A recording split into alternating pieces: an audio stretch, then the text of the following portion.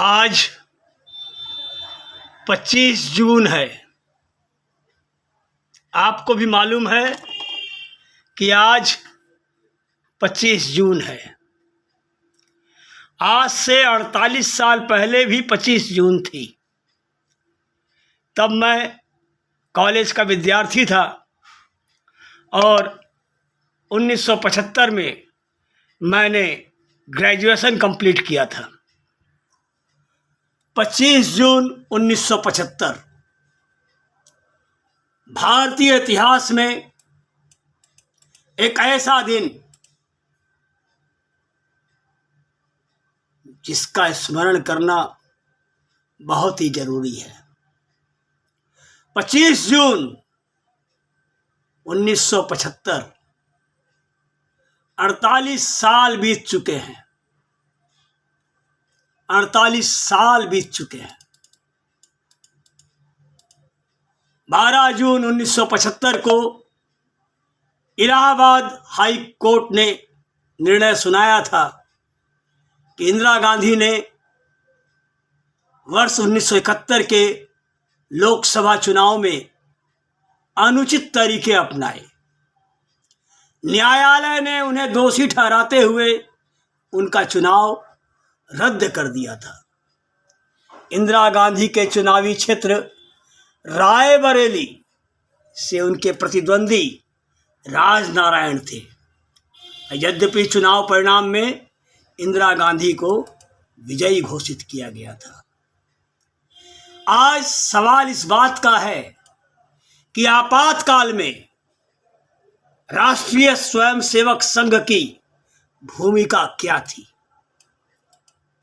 आपातकाल स्वतंत्र भारत के इतिहास में सबसे विवादास्पद एवं अलोकतांत्रिक काल कहा जाता है।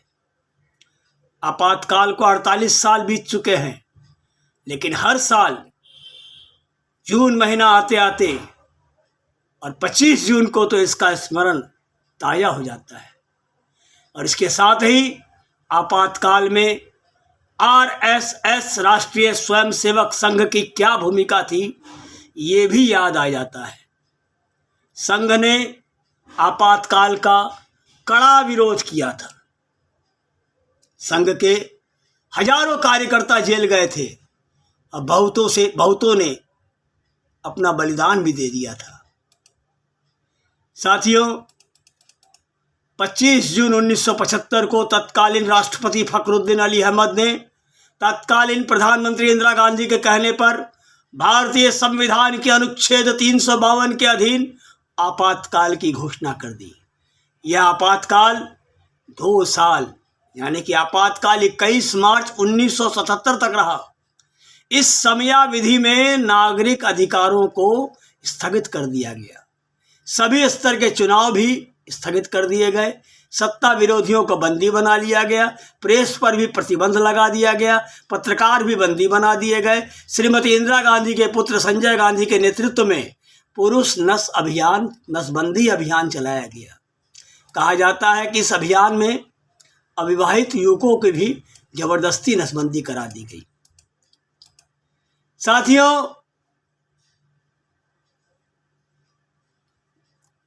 कांग्रेस के एक नेता है देवकांत बरुआ। उन्होंने कहा था, इंदिरा तेरी सुबह की जय, इंदिरा तेरे शाम की जय, इंदिरा तेरे काम की जय, इंदिरा तेरे नाम की जय। और इसी जनसभा में अपने भाषण के दौरान इंदिरा गांधी ने घोषणा कर दी कि वे प्रधानमंत्री पद से त्याग पत्र नहीं देंगी। जयप्रकाश नारायण ने आपातकाल का विरोध किया। उन्होंने इसे भारतीय इतिहास की सर्वाधिक काली अवधि कहा।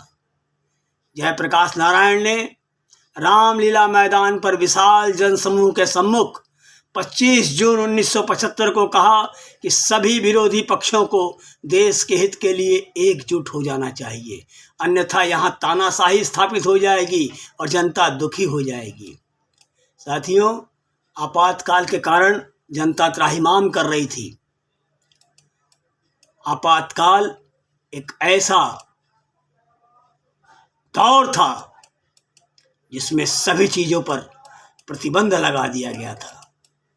14 नवंबर 1975 को प्रधानमंत्री के सामने नेहरू की समाधि के पास आपातकाल के विरोध में विपक्षियों ने नारे लगाए।